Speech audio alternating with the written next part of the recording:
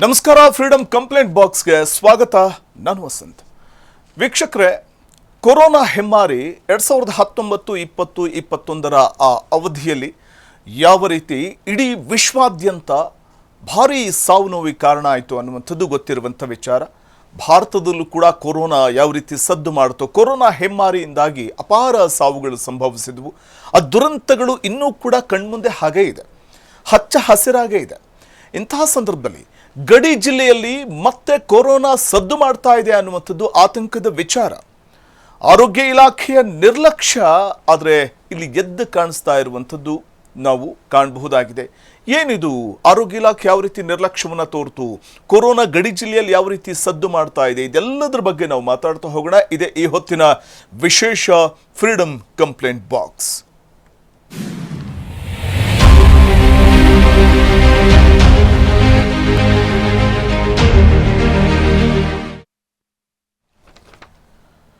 Corona ಹೆಮ್ಮಾರಿ ಮತ್ತೆ ಸದ್ದು ಮಾಡ್ತಾ ಇದೆಯಾ? ಸಂಪೂರ್ಣ ತೊಲಗಿ ಹೋಯ್ತಾ ಕೊರೋನಾ ಭಾರತ ದೇಶದಿಂದ ಅಂತ ನಾವೆಲ್ಲ ಅಂದ್ಕೊಂಡಿದ್ವಿ.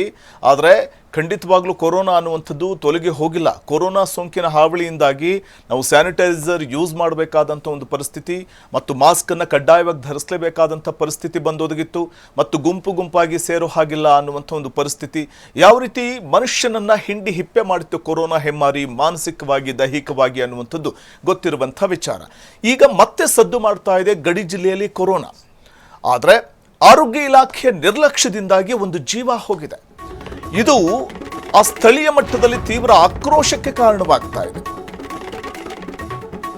ಆರೋಗ್ಯ ಇಲಾಖೆಯ ನಿರ್ಲಕ್ಷ್ಯಕ್ಕಿಲ್ವಾ ಮಿತಿ? ಆರೋಗ್ಯ ಇಲಾಖೆಯ ನಿರ್ಲಕ್ಷ್ಯದಿಂದಾಗಿ ಒಂದು ಜೀವ ಹೋಯ್ತಲ್ಲ, ಯಾರು ಹೊಣೆ ಅದಕ್ಕೆ? ಆಂಬ್ಯುಲೆನ್ಸ್ ಇದ್ರೂ ಕೂಡ ಸಕಾಲಕ್ಕೆ ಡ್ರೈವರ್ ಇರಲೇ ಇಲ್ಲ. ಅಲ್ಲಿ ಸಮಯಕ್ಕೆ ಸಕಾಲಕ್ಕೆ ತಕ್ಕಂತೆ ಅಥವಾ ಸಮಯಕ್ಕೆ ಸರಿಯಾಗಿ ಚಿಕಿತ್ಸೆ ಸಿಕ್ಕಿದ್ರೆ ಆ ವ್ಯಕ್ತಿ ಬದುಕುಳಿತಾ ಇದ್ದ. ಆದರೆ ಚಿಕಿತ್ಸೆ ಸಿಗದ ಹಿನ್ನೆಲೆಯಲ್ಲಿ ವ್ಯಕ್ತಿ ದುರಂತ ಸಾವಿಗೀಡಾಗ್ತಾನೆ. ಸರ್ಕಾರಿ ಆಸ್ಪತ್ರೆಯ ನಿರ್ಲಕ್ಷ್ಯಕ್ಕೆ ಜೀವ ಬಲಿಯಾಗಿ ಹೋಯ್ತಾ. ದುಬಲಗುಂಡಿಯಲ್ಲಿ ರೌದ್ರಾವತಾರ ತಾಳಿರುವಂಥದ್ದು ಜನ. ಇದೇ ಕಾರಣಕ್ಕೆ ತೀವ್ರ ಆಕ್ರೋಶವನ್ನ ಹೊರಹಾಕಿದ್ದಾರೆ. ಧರಣಿ ಶಮನಗೊಳಿಸುವುದಕ್ಕೆ ಸಚಿವ ಈಶ್ವರ್ ಖಂಡ್ರೆ ಅವರು ಪ್ರಯತ್ನ ಮಾಡಿದ್ದಾರೆ. ಆರೋಗ್ಯ ಇಲಾಖೆಯ ದಿವ್ಯ ನಿರ್ಲಕ್ಷ್ಯಕ್ಕೆ ಇನ್ನೆಷ್ಟು ಬಲಿಬೇಕು? ಆಂಬ್ಯುಲೆನ್ಸ್ ಇದ್ರೇನು ಪ್ರಯೋಜನ? ಸಕಾಲಕ್ಕೆ ಆಗ್ಲಿಲ್ಲ ಅಂತಂದ್ರೆ ಚಾಲಕ ನಿಲ್ಲದೆ ಕಣ್ಣೆದ್ರೆ ಅಮಾಯಕನ ಸಾವಾಯ್ತಲ್ಲ. ಭವಾನಿ ಮಂದಿರಕ್ಕೆ ಅಂತ ಹೋದ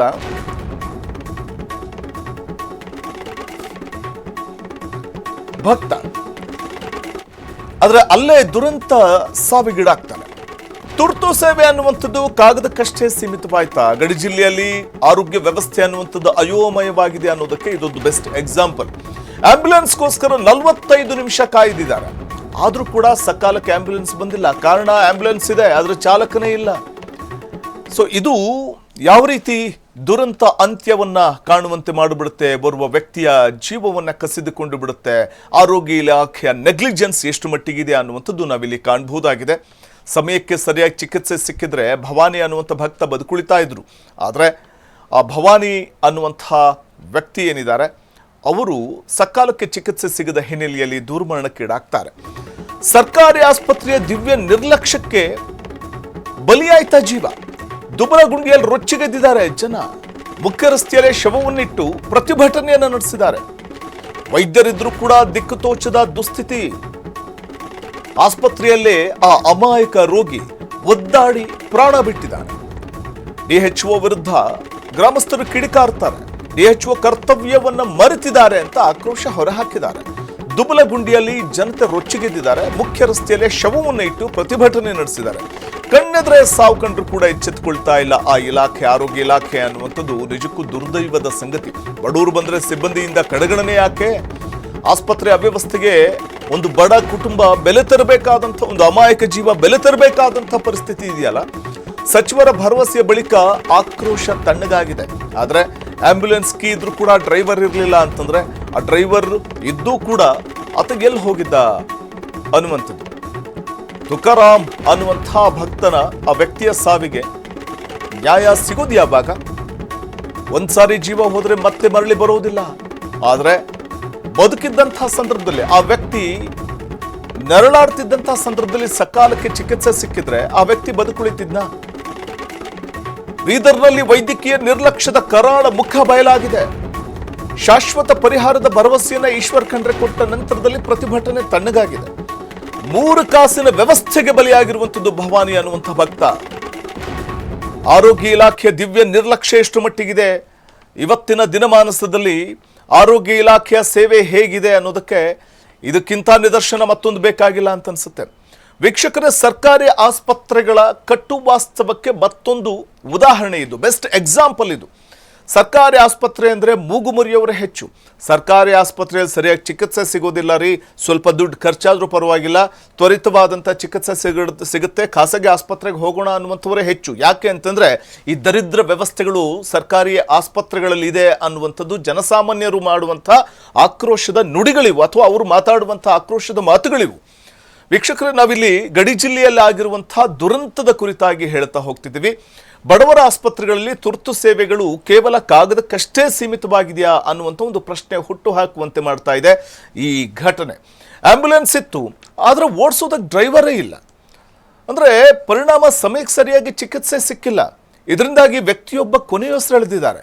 ಈ ಹೃದಯ ವಿದ್ರಾವಕ ಘಟನೆ ನಡೆದಿರುವಂಥದ್ದು ಗಡಿ ಜಿಲ್ಲೆ ಬೀದರ್ ಜಿಲ್ಲೆಯ ಹುಮನಾಬಾದ್ ತಾಲೂಕಿನ ದುಬಲಗುಂಡಿ ಅನ್ನುವಂಥ ಒಂದು ಸ್ಥಳದಲ್ಲಿ. ಈ ದಾರುಣ ಘಟನೆಯ ಕುರಿತಾಗಿ ಸಂಪೂರ್ಣ ವರದಿ ಇಲ್ಲಿದೆ, ಬನ್ನಿ ನೋಡೋಣ.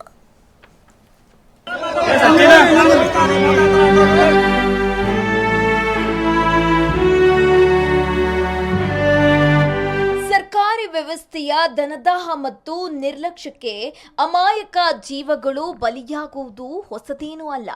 ಗಡಿ ಜಿಲ್ಲೆ ಬೀದರ್ನ ಹುಮನಾಬಾದ್ ತಾಲೂಕಿನ ದುಬಲಗುಂಡಿ ಗ್ರಾಮದಲ್ಲಿ ನಡೆದ ಈ ಘಟನೆ ಪ್ರತಿಯೊಬ್ಬರ ಕಣ್ಣಲ್ಲೂ ನೀರು ತರಿಸುವಂತಿದೆ. ಗ್ರಾಮದ ಭವಾನಿ ಮಂದಿರಕ್ಕೆ ಏಕಾದಶಿ ಪೂಜೆಗೆ ತೆರಳಿದ ತುಕಾರಾಮ್ ನಿಂಬೂರೆ ಎಂಬುವವರು ದಿಢೀರನೆ ಮೂರ್ಛೆ ಹೋಗಿ ಬಿದ್ದಿದ್ರು. ತಕ್ಷಣವೇ ಸಾರ್ವಜನಿಕರು ಅವರನ್ನು ಸ್ಥಳೀಯ ಸರ್ಕಾರಿ ಆರೋಗ್ಯ ಕೇಂದ್ರಕ್ಕೆ ಸೇರಿಸಿದ್ದಾರೆ. ಆದರೆ ಅಲ್ಲಿ ಅವರಿಗೆ ಸಿಕ್ಕಿದ್ದು ಚಿಕಿತ್ಸೆ ಅಲ್ಲ, ಬದಲಿಗೆ ಸಾವು. ಇದಕ್ಕೆ ಕಾರಣ ಆಂಬ್ಯುಲೆನ್ಸ್ ಇರಲಿಲ್ಲ. ಇದು ಆರೋಗ್ಯ ಇಲಾಖೆಯ ದಿವ್ಯ ನಿರ್ಲಕ್ಷ್ಯ ಎಂದು ಸಾರ್ವಜನಿಕರು ಆಕ್ರೋಶ ವ್ಯಕ್ತಪಡಿಸ್ತಾ ಇದ್ದಾರೆ. ಬೆಳಗ್ಗೆ 9-9:30 ಗಂಟೆ ಅವರಿಗೆ ಮನೆಯವರಿಗೆ ಅವ್ರಿಗೆ ಶಾಂತಿ ಸಿಗುತ್ತೆ. ಆಮೇಲೆ ಏನಪ್ಪಾ ಅಂದ್ರೆ ಅವ್ರಿಗೆ ಗೊತ್ತ, ಅವ್ರು ಒಂದು ಏನಪ್ಪಾ ಅಂದ್ರೆ ನಮ್ದು ಬಿಟ್ಟಲ್ ರುಕ್ಮಿಣಿಯವ್ರು ಗೊತ್ತಾಗಿದ್ದರು. ಇವತ್ತು ನೋಡಿ ಅವ್ರ ಮರಣ ಹೆಂಗಾಗಿದೆಯಪ್ಪ ಅಂದ್ರೆ, ಇವತ್ತ ಒಂದು ಹಬ್ಬ ಇದೆ ಬಿಟ್ಟಲ್ ರುಕ್ಮಿಣಿಯವ್ರದ್ದು, ಅದು ಏನು ಏಕಾದಶಿ ಅವರು ಇದು ಮಾಡ್ಕೊಂಡು ಹೋಗ್ತಾ ಇದ್ರು, ಉಪವಾಸ ತಗೊಂಡು ಭಜನೆ ಮಾಡ್ಕೊತ ಹೋಗ್ತಾ ಇದ್ರು. ಅದ್ರಲ್ಲಿ ಅವ್ರಿಗೆ ಇದು ಆಗಿದೆ. ಆಸ್ಪತ್ರೆಯಲ್ಲಿದ್ದ ವೈದ್ಯರು ಪ್ರಾಥಮಿಕ ಚಿಕಿತ್ಸೆ ನೀಡಿ ತಕ್ಷಣವೇ ಹೆಚ್ಚಿನ ಚಿಕಿತ್ಸೆಗೆ ಬೇರೆ ಆಸ್ಪತ್ರೆಗೆ ಕರೆದೊಯ್ಯುವಂತೆ ಸೂಚನೆ ನೀಡಿದ್ರು. ಆದರೆ ದುರಂತ ಅಂದ್ರೆ ಆಸ್ಪತ್ರೆ ಆವರಣದಲ್ಲಿ ಆಂಬ್ಯುಲೆನ್ಸ್ ಇದ್ರೂ ಅದನ್ನು ಚಲಾಯಿಸಲು ಚಾಲಕನೇ ಇರಲಿಲ್ಲ. ರಾತ್ರಿ ಪಾಳ್ಯದಲ್ಲಿದ್ದ ಡ್ರೈವರ್ ಡ್ಯೂಟಿ ಮುಗಿಸಿ ಮನೆಗೆ ತೆರಳಿದ್ದ. ಬರೋಬ್ಬರಿ 45 ನಿಮಿಷಗಳ ಕಾಲ ಆಂಬ್ಯುಲೆನ್ಸ್ಗಾಗಿ ಕಾದು ಸರಿಯಾದ ಸಮಯಕ್ಕೆ ಚಿಕಿತ್ಸೆ ಸಿಗದೆ ತುಕಾರಾಮ್ ಆಸ್ಪತ್ರೆಯಲ್ಲಿಯೇ ಕೊನೆಯುಸಿರು ಎಳೆದಿದ್ದಾರೆ. ತೀವ್ರ ಹೃದಯಾಘಾತದಿಂದ ಅವರು ಮೃತಪಟ್ಟಿದ್ದಾರೆ ಎಂದು ವೈದ್ಯರು ಪ್ರತಿಭಟನೆ ಸಂದರ್ಭದಲ್ಲಿ ಹೇಳಿದ್ದಾರೆ. ಮತ್ತು ಅವ್ರಿಗೆ ಯಾವುದೇ ಕಾರಣಕ್ಕೆ ಡಾಕ್ಟರ್ನು ಇದ್ದಿಲ್ಲ, ಆಂಬುಲೆನ್ಸ್ ಇದ್ದಿಲ್ಲ ಅಂತ ಹೇಳಿ 100 ಜನ ಎಲ್ಲರೂ ಊರವರು ಏನ್ ಯಾವ ರೀತಿ ನಮ್ಮ ಅಣ್ಣ ತಮ್ಮ ನಮ್ಮ ತಂದೆ ತೀರೋಗ್ಯಾರ ಅಂತ ಎಲ್ಲರೂ 100 ಜನ ಒಕ್ಕಟ್ಟಾಗಿ ಏನ್ ನ್ಯಾಯ ಕೊಡ್ಸಪ್ಲೆ ಮಾಡಿರಿ. ಇದ್ರ ಶಾಸಕರು ಬಂದ್ರು, ನಾನು MLC ಆಗಿ ಬಂದಿನಿ. ಇದ್ರಲ್ಲಿ ನಾವು ಏನೇನ್ ತಮಗೆ ನಾವು ಹೇಳಿದ್ದೇವೆ ಅದು ಎಲ್ಲ ನಾವು ಕೂಡಲೇ ಸರ್ಕಾರ ಜೊತೆ ಇನ್ಚಾರ್ಜ್ ಮಂತ್ರಿ ಅವ್ರು 2 ದಿನ 3 ದಿವಸ ಬರ್ತಾ ಅಂತ ಹೇಳಿದ್ದಾರೆ. ಅವ್ರಿಗೂ ಕರ್ಕೊಂಡು ಬಂದು ಅವ್ರಿಗೆ ಏನ್ ನ್ಯಾಯ ಕೊಡಿಸಬೇಕು. ಚಾಲಕನ ನಿರ್ಲಕ್ಷ್ಯ ಹಾಗೂ ಆಸ್ಪತ್ರೆಯ ಅವ್ಯವಸ್ಥೆಗೆ ರೋಸಿ ಹೋದ ಗ್ರಾಮಸ್ಥರು ರೌದ್ರಾವತಾರ ತಾಳಿದ್ರು. ತುಕಾರಾಮ್ ಅವರ ಶವಗಳನ್ನು ಮುಖ್ಯ ರಸ್ತೆಯಲ್ಲೇ ಇಟ್ಟು ಕಲ್ಲುಗಳನ್ನಿಟ್ಟು ರಸ್ತೆ ತಡೆ ನಡೆಸಿದ್ರು. ಹಲವು ಬಾರಿ ಮನವಿ ಮಾಡಿದ್ರು. DHO ಕಣ್ಣು ಮುಚ್ಚಿ ಕುಳಿತಿದ್ದಾರೆ ಎಂದು ಆರೋಗ್ಯ ಇಲಾಖೆ ವಿರುದ್ಧ ಹಿಡಿ ಶಾಪ ಹಾಕಿದ್ರು. ಕರ್ತವ್ಯ ಲೋಪ ಎಸಗಿದ್ದ DHO ಅಮಾನತು ಮಾಡಬೇಕು, ಖಾಲಿ ಇರುವ ಹುದ್ದೆಗೆ ಸಿಬ್ಬಂದಿ ಭರ್ತಿ ಮಾಡಬೇಕು ಹಾಗೂ ಮೃತನ ಕುಟುಂಬಕ್ಕೆ ಪರಿಹಾರ ನೀಡಬೇಕು ಎಂದು ಗ್ರಾಮಸ್ಥರು ಪಟ್ಟು ಹಿಡಿದಿದ್ರು.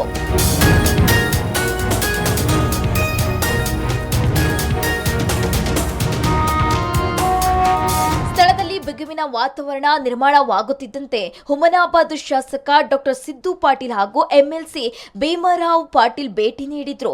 ಸದಾ ಇಬ್ಬರು ಕಚ್ಚಾಡುತ್ತಿದ್ದವರು ಈಗ ಮಾತ್ರ ಒಂದಾಗಿ ಗ್ರಾಮಸ್ಥರ ಪರ ಧ್ವನಿ ಎತ್ತಿ ಗ್ರಾಮಸ್ಥರ ಅಳಲು ಆಲಿಸಿದ್ರು. ತಕ್ಷಣವೇ ಸ್ಥಳದಿಂದಲೇ ಜಿಲ್ಲಾ ಉಸ್ತುವಾರಿ ಸಚಿವ ಈಶ್ವರ್ ಖಂಡ್ರೆ ಹಾಗೂ ಜಿಲ್ಲಾಧಿಕಾರಿ ಶಿಲ್ಪಾ ಶರ್ಮಾ ಅವರಿಗೆ ಕರೆ ಮಾಡಿ ಗ್ರಾಮದ ಆಸ್ಪತ್ರೆ ನಿರ್ಲಕ್ಷ್ಯದ ಪರಿಸ್ಥಿತಿ ವಿವರಿಸಿದ್ರು. ಹಾಸ್ಪಿಟಲ್ ಆಗಲಿ, ಡಾಕ್ಟರ್ ಆಗಲಿ, ಆಂಬುಲೆನ್ಸ್ ಆಗಲಿ ಅದನ್ನು ನಾವು ಮಾಡ್ಕೊಳ್ಳಕ್ ಅನುಕೂಲ ಮಾಡ್ಕೊಡ್ತು. ಅದೇ ರೀತಿ ನಮ್ದು ಬಸವರಾಜ್ ಪಾಟೀಲ್ ಫೌಂಡೇಶನ್ ಸ್ಟೋರ್ ನಿಂದ ಈಗಾಗಲೇ ನಾವು ಹೇಳ್ತಾ ಇದ್ದೀನಿ, ಈಗ ನಂದು ಓನ್ ಇದರಲ್ಲಿ ಒಂದು 51,000 ರೂಪಾಯಿ ನಾವು ನಮ್ಮ ಇದರಿಂದ ಬಸವರಾಜ್ ಪಾಟೀಲ್ ಫೌಂಡೇಶನ್ ಸ್ಟೋರ್ ನಿಂದ ನಮ್ಮ ಇದರಿಂದ 51,000 ರೂಪಾಯಿ. ಸ್ವತಃ ಸಚಿವ ಈಶ್ವರ್ ಖಂಡ್ರೆ ಅವರೇ ಫೋನ್ ಮೂಲಕ ಪ್ರತಿಭಟನಾಕಾರರ ಜೊತೆ ಮಾತನಾಡಿ ನಾನೇ ಖುದ್ದಾಗಿ ದುಬ್ಬಲಗುಂಡಿ ಗ್ರಾಮಕ್ಕೆ ಭೇಟಿ ನೀಡಿ ಆಸ್ಪತ್ರೆಯ ಸಮಸ್ಯೆಗೆ ಶಾಶ್ವತ ಪರಿಹಾರ ಕಲ್ಪಿಸುತ್ತೇನೆ ಅಂತ ಭರವಸೆ ನೀಡಿದ್ರು. ಎತ್ತ ಜಿಲ್ಲಾಧಿಕಾರಿಗಳು ತನಿಖೆ ನಡೆಸಿ ತಪ್ಪಿತಸ್ಥರ ವಿರುದ್ಧ ಕ್ರಮದ ಭರವಸೆ ನೀಡಿದ ಬಳಿಕ ಗ್ರಾಮಸ್ಥರು ಪ್ರತಿಭಟನೆ ಹಿಂಪಡೆದ್ರು. ಮತ್ತು ಅವ್ರಿಗೆ ಯಾವುದೇ ಕಾರಣಕ್ಕ ಡಾಕ್ಟರ್ನು ಇದ್ದಿಲ್ಲ, ಆಂಬುಲೆನ್ಸ್ನು ಇದ್ದಿಲ್ಲ ಅಂತ ಹೇಳಿ ಊರ್ ಜನ ಏನು ಎಲ್ಲರೂ ಊರವ್ರು ಏನ್ ಯಾವ ರೀತಿ ನಮ್ಮ ಅಣ್ಣ ತಮ್ಮ ನಮ್ಮ ತಂದೆ ತೀರೋಗ್ಯಾರ ಅಂತ ಎಲ್ಲರೂ ಊರ್ ಜನ ಒಕ್ಕಟ್ಟಾಗಿ ಏನ್ ನ್ಯಾಯ ಕೊಡ್ಸಪ್ಲೆ ಮಾಡಿರಿ. ಇದ್ರ ಶಾಸಕರು ಬಂದ್ರು, ನಾನು MLC ಆಗಿ ಬಂದಿನಿ. ಇದ್ರಲ್ಲಿ ನಾವು ಏನೇನ್ ತಮಗೆ ನಾವು ಹೇಳಿದ್ವಿ ಅದು ಎಲ್ಲ ನಾವು ಕೂಡಲೇ ಸರ್ಕಾರ ಜೊತೆ ಇನ್ಚಾರ್ಜ್ ಮಂತ್ರಿ ಅವ್ರು 2 ದಿನ 3 ದಿವಸ ಬರ್ತಾ ಅಂತ ಹೇಳಿದ್ದಾರೆ. ಅವ್ರಿಗೂ ಕರ್ಕೊಂಡು ಬಂದು ಅವ್ರಿಗೆ ಏನ್ ನ್ಯಾಯ ಕೊಡಿಸಬೇಕು. ಒಟ್ಟಾರೆ ಸರ್ಕಾರಿ ಆಸ್ಪತ್ರೆಗೆ ಬರೋದು ಬಡವರು ಅನ್ನೋ ಕಾರಣಕ್ಕೆ ಈ ಮಟ್ಟದ ಉಡಾಫೆಯೇ. ಆಂಬ್ಯುಲೆನ್ಸ್ ಇದ್ರೂ ಚಾಲಕನಿಲ್ಲದೆ ಜೀವ ಹೋಗುತ್ತೆ ಅಂದ್ರೆ ಇದಕ್ಕೆ ಹೊಣೆ ಯಾರು? ಸಚಿವರು ಭರವಸೆಯನ್ನೇನೋ ನೀಡ್ತಾರೆ, ಆದ್ರೆ ಮರಳಿ ಬಾರದ ತುಕಾರಾಂ ಅವರ ಜೀವಕ್ಕೆ ನ್ಯಾಯ ಸಿಗುತ್ತಾ? ಕಾದು ನೋಡ್ಬೇಕಾಗಿದೆ. ಬೀದರ್ನಿಂದ ಓಂಕಾರ ಮಠಪತಿ, ಕಲ್ಯಾಣ ಕರ್ನಾಟಕ ಬ್ಯೂರೋ ಚೀಫ್.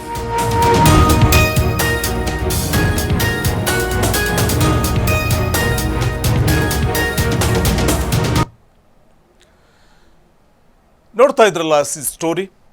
ಕರ್ತವ್ಯವನ್ನ ಮರೆತು ಸಂಪೂರ್ಣ ನೆಗ್ಲಿಜೆನ್ಸ್ನಿಂದ ಡ್ರೈವರ್ ಆಂಬ್ಯುಲೆನ್ಸ್ ಅನ್ನ ಬಿಟ್ಟು ಮನೆಗೆ ಹೋಗಿದ್ದರ ಪರಿಣಾಮ ಒಂದು ಜೀವ ಹೋಗಿದೆ. ಸಕಾಲಕ್ಕೆ ಆ ವ್ಯಕ್ತಿಗೆ ಬಹುಶಃ ತುರ್ತು ಸೇವೆಯನ್ನು ಒದಗಿಸಿದ್ರೆ ಅಥವಾ ಆಂಬ್ಯುಲೆನ್ಸ್ ಮೂಲಕ ಆಸ್ಪತ್ರೆಗೆ ಕರೆದೊಯ್ದಿದ್ರೆ ಬದುಕುಳಿತಾ ಇದ್ದ. ಸರ್ಕಾರಿ ವ್ಯವಸ್ಥೆಯ ಧನದಾಹ ಮತ್ತು ನಿರ್ಲಕ್ಷ್ಯ ಅಮಾಯಕ ಜೀವಗಳನ್ನು ಬಲಿ ಪಡೆಯುತ್ತೆ ಅನ್ನುವಂಥದ್ದು ಹೊಸತೇನಲ್ಲ ವೀಕ್ಷಕರೇ. ಗಡಿ ಜಿಲ್ಲೆ ಬೀದರ್ನ ಹುಮ್ನಾಬಾದ್ ತಾಲೂಕಿನ ದುಬಲಗುಂಡಿ ಅನ್ನುವಂಥ ಒಂದು ಕುಗ್ರಾಮ, ಅಲ್ಲಿ ನಡೆದಂಥ ಈ ಘಟನೆ ಇದೆಯಲ್ಲ, ಪ್ರತಿಯೊಬ್ಬರ ಕಣ್ಣಂಚಲು ಕೂಡ ನೀರನ್ನು ತರಿಸ್ಬಿಡುತ್ತೆ. ಆ ಗ್ರಾಮದಲ್ಲಿ ಭವಾನಿ ಮಂದಿರಕ್ಕೆ ಏಕಾದಶಿ ಪೂಜೆಗೆ ಅಂತ ತುಕಾರಾಂ ನಿಂಬೂರೆ ಅನ್ನುವಂಥ ವ್ಯಕ್ತಿ ತೆರಳಿರ್ತಾರೆ. ಆದರೆ ಅವರಿಗೆ ದಿಢೀರ್ ಅಂತ ಮೂರ್ಛೆ ಹೋಗಿರ್ತಾರೆ. ಆ ಕೂಡಲೇ ಆತನಿಗೆ ತಕ್ಷಣ ಆ್ಯಂಬುಲೆನ್ಸ್ ಸೇವೆಯನ್ನು ಒದಗಿಸಿದರೆ, ಯಾಕಂದರೆ ಫೋನ್ ಆಯಿಸಿದ ಕೂಡಲೇ ಆ್ಯಂಬುಲೆನ್ಸ್ ಸುಮಾರು ಒಂದು ಅರ್ಧ ಗಂಟೆ ಒಳಗಡೆ ಬಂದಿದ್ದರೆ ಬಹುಶಃ ವ್ಯಕ್ತಿನ ಕೂಡಲೇ ಆಸ್ಪತ್ರೆ ದಾಖಲು ಮಾಡಿದರೆ ಚಿಕಿತ್ಸೆ ನೀಡಬಹುದಿತ್ತೇನೋ. ಆದರೆ 45 ನಿಮಿಷ ಆದರೂ ಕೂಡ ಆ್ಯಂಬುಲೆನ್ಸ್ ಬರೋದೇ ಇಲ್ಲ. ಈ ಬಗ್ಗೆ ಮತ್ತಷ್ಟು ಮಾಹಿತಿಯನ್ನು ಪಡೆಯೋಣ ನಮ್ಮ ಪ್ರತಿನಿಧಿ ಓಂಕಾರ ಮಠಪತಿ ಅವರಿಂದ. ಓಂಕಾರ ಮಠಪತಿ, ಬಹುಶಃ ಈ ಸರಿಯಾದಂಥ ರೀತಿಯಲ್ಲಿ ಸಕಾಲಕ್ಕೆ ಚಿಕಿತ್ಸೆಯನ್ನು ಕೊಟ್ಟಿದ್ದೇ ಆಗಿದ್ದರೆ ಬದುಕುಳಿತಾ ಇದ್ದ ಅಂತ ಅನಿಸುತ್ತೆ ವ್ಯಕ್ತಿ. ಅಂದರೆ ಆ್ಯಂಬುಲೆನ್ಸ್ ಸೇವೆಯನ್ನು ನೀಡಬೇಕಾದಂಥ ಆಸ್ಪತ್ರೆ ಮತ್ತು ತುರ್ತು ಚಿಕಿತ್ಸೆಗೆ ಕೂಡಲೇ ಒಂದು ಆ್ಯಂಬುಲೆನ್ಸನ್ನು ತೆಗೆದುಕೊಂಡು ಹೋಗಿ ವ್ಯಕ್ತಿಯನ್ನು ಆಸ್ಪತ್ರೆಗೆ ದಾಖಲು ಮಾಡಬೇಕಾದಂಥ ಡ್ರೈವರ್ನ ಒಂದು ನಿರ್ಲಕ್ಷ್ಯ ಇಲ್ಲಿ ಯಾವ ರೀತಿ ಎದ್ದು ಕಾಣಿಸುತ್ತೆ ಅಂತ. ಓಂಕಾರ, ಕೇಳಿಸ್ತಿದ್ಯಾ ನನ್ನ ಧ್ವನಿ?